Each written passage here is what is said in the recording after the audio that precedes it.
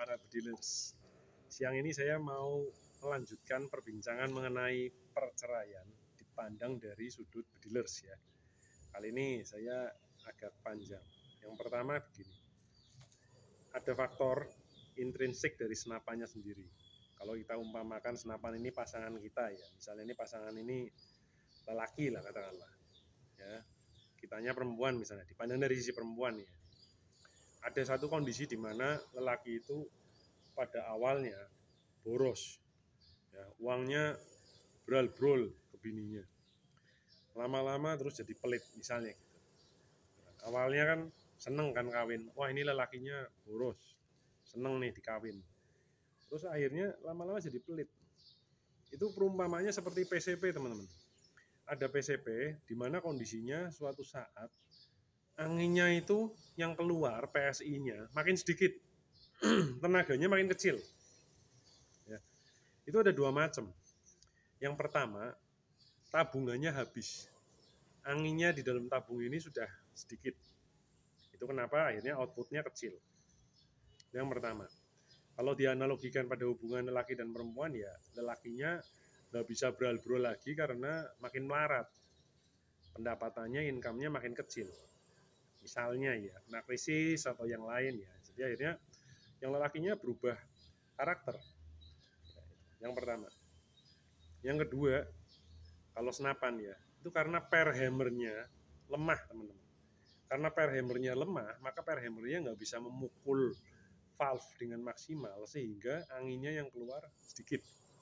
Nah ini kalau analoginya lelaki itu ya, dia pushnya itu dorongannya untuk membiayai anak istri sudah hilang. Biasanya karena dia itu frustasi teman-teman. Kalau dia nggak melarat ya, biasanya frustasi. Kenapa frustasi? Biasanya dia menilai bahwa anak istrinya itu tidak layak untuk dibiayai hidupnya. Kenapa bisa terjadi seperti itu? Biasanya punya selingkuhan. Karena apa? Bosen. Itu kembali sifat yang saya bilang waktu sebelumnya itu, bosen. Itu sifat intrinsik yang pertama. Yang kedua ya, sifat bosen itu yang tadi yang kemarin saya bilang. Kenapa kita harus berperang melawan sifat bosen? Ya. Itu karena kita harus benar-benar komitmen dengan pasangan kita, dengan senapan kita ini. Misalnya senapan ini kita anggap istri kita ya, kita harus komitmen. Saya bukan orang yang membosan. Beberapa hari yang lalu saya memposting review TVS Apache yang setelah saya pakai selama 13 tahun. Bapak saya WA saya langsung, kamu bosan belum? Ini ada nih R25, ada juga Kawasaki Ninja nih, bagus, mau dijual, kilometernya baru 4.000, mulus, minat nggak? Saya bilang ya saya bukan orang yang bosenan, saya pakai sampai mogok nggak bisa jalan pun itu saya benerin, biasanya gitu. Saya punya Gelmax tahun 90 tuh, tapi ini lagi CDI-nya mati, itu saya nggak ada yang bosen, nggak ada pernah bosen, saya pakai. Senapan juga sama, waktu saya beli Sharp Fiction bagus ya, saya lihat ini senapan bagus, saya langsung beli satu lagi teman-teman, karena saya tahu selera saya tidak berubah. Saya punya PCP ini Monel, nih, OD34, big game. Ya. Setelah saya pakai, saya seneng. Saya mau pesan lagi teman-teman, sama persis. Perbedaannya, larasnya nanti saya mau pakai yang 8 alur untuk bener-bener spek big game dengan twist ratio yang renggang. Yaitu, tapi pemilihan senapan saya ya itu terus. Dengan kata lain, pemilihan perempuan yang saya jadikan teman hidup, ya itu aja. Kalau ada teknologi cloning, saya akan mengcloning istri saya teman-teman, supaya ada satu lagi seperti itu untuk serep cadangan. Kalau misalnya dia meninggalkan saya pergi, entah dia nyeleweng, amit-amit, apa mati, apa ya kan, jadi punya serep satu yang persis sama seperti itu.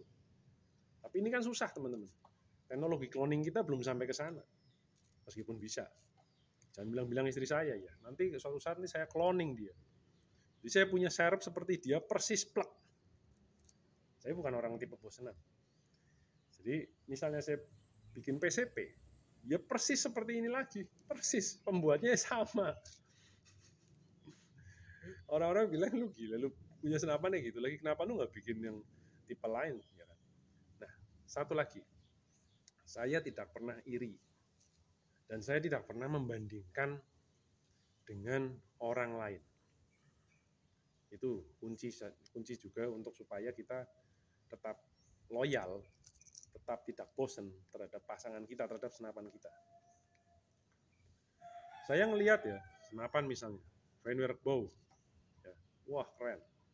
Daystate, Wolverine, wah UK, bikinan UK keren. FX Impact, Sweden, wah keren. Keren-keren. Werewolf, keren. Tapi saya sedikit pun tidak pernah ingin memiliki senapan-senapan itu. Aneh kan? Fanatiknya saya ya big game ya, ini kayak gini. Kalaupun mau akurasinya naik-naik ke puncak gunung, ya nggak apa-apa, nggak masalah. Yang penting powernya gede, daya tahannya dia bagus. Dan buatan anak bangsa, karena saya mencintai buatan Indonesia. Serius. Bener. Kalau misalnya dibilang, lu ngomong kayak gitu karena lu nggak kuat lu beli yang mahal. Enggak juga. Bisa aja. Tapi saya nggak mau, teman-teman. Itu kenapa waktu kemarin bapak saya nawarin ada Kawasaki Ninja 250 sama R25, saya bilang enggak. Saya tetap senang dengan TVS apa yang ada ya saya pakai, saya pergunakan semaksimal mungkin. Karena saya pada dasarnya bukan orang bosenan. Itu yang pertama. Kenapa bisa terjadi karakter orang yang tidak bosenan? Itu karena wetonnya, teman-teman. Nggak bisa. Kalau di sistem wetonnya kita lihat ya, misalnya unsurnya dia itu unsurnya misalnya air misalnya,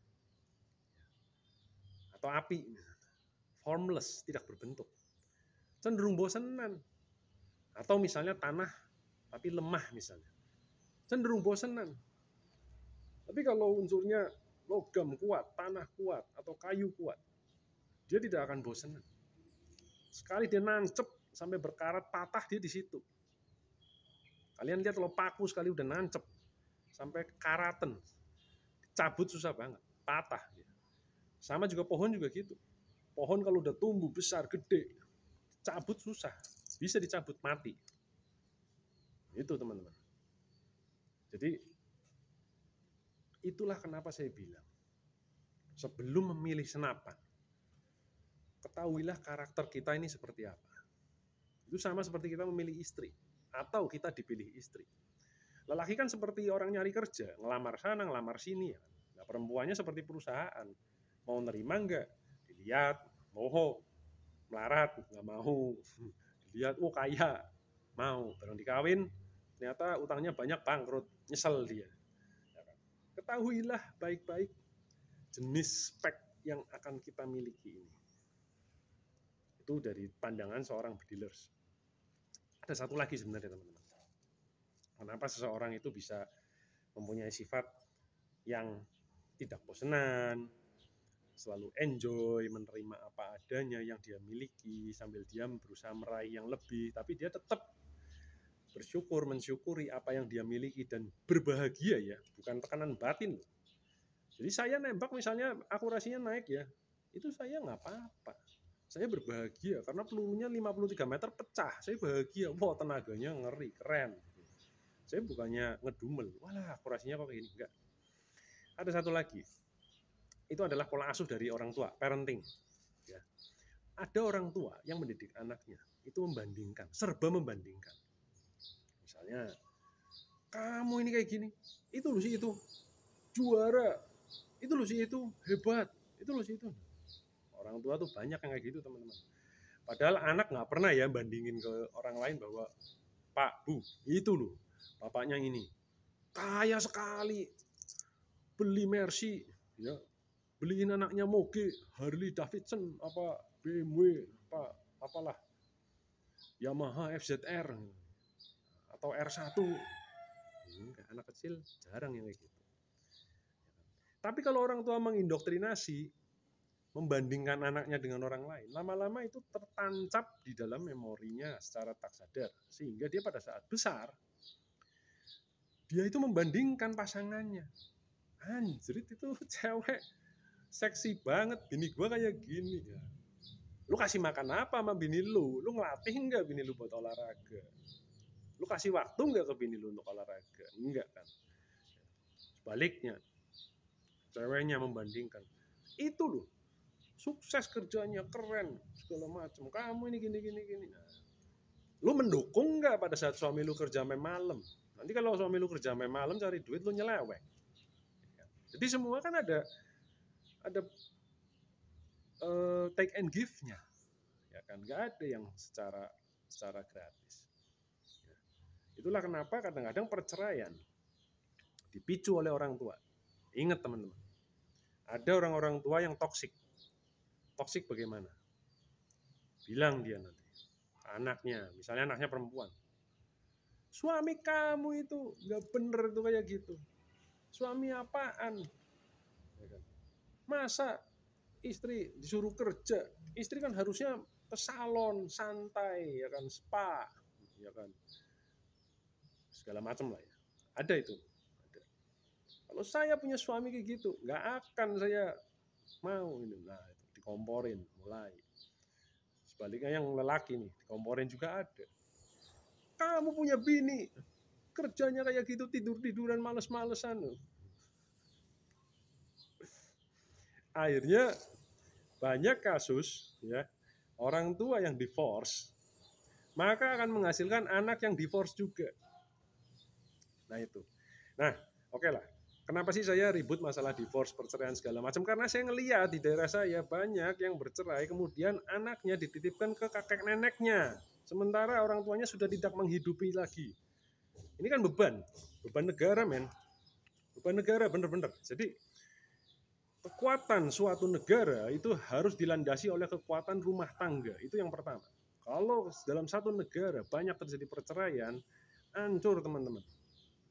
Ya kan? Saya banyak lihat kasus, ya kan, orang tuanya sudah kemana, yang ceweknya, yang mamanya udah punya istri lagi, suami lagi, ya, bapaknya udah punya bini baru, anaknya yang ngurus siapa? Kakek neneknya, men, dan nggak akan dikasih duit. Bangsat nggak? Maaf ya, saya ngomongnya kasar.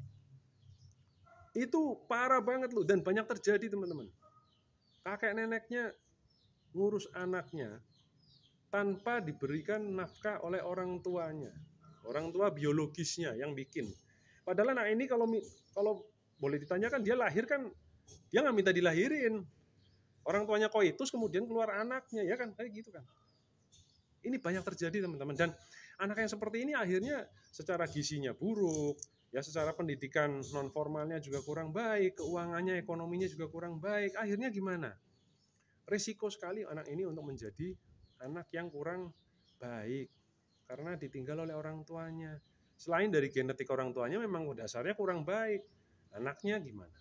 Itulah kenapa saya selalu berusaha gimana caranya supaya dengan contoh-contoh yang saya alami, seperti saya sebagai seorang bediler segala macam, saya mencoba untuk berbagi bagaimana sih caranya supaya kita ini bisa komitmen dengan pilihan kita, komitmen dengan senapan kita, ya kan? Itu teman-teman. Terima kasih. Mungkin kelamaan, tapi ya ini sedikit yang mau saya sampaikan. Mumpung masih waras otak saya. Kalau lagi nggak waras ya, tapi videonya ya tembak-tembakan lagi itu ya. Ini saya buat video seperti ini bukan untuk apa-apa sebetulnya ya, supaya dilihat oleh anak saya nanti kalau dia sudah dewasa. Jadi dia bisa lihat, ya kan, kegilaan bapaknya tuh seperti apa. Ya kan. Bapak gila seperti apa yang punya senapan double-double yang speknya sama, ya kan. Yang kepengen punya bini di cloning supaya punya bini yang seperti itu persis sama untuk serep, ya kan. Itu kan orang gila kan, ya kan, tapi ya itu saya. Sekali saya suka sama model itu, saya nggak akan berubah. Itu terus. Sableng kan. Makanya Mark Zuckerberg itu pakai baju abu-abu itu terus. Ya saya bisa paham.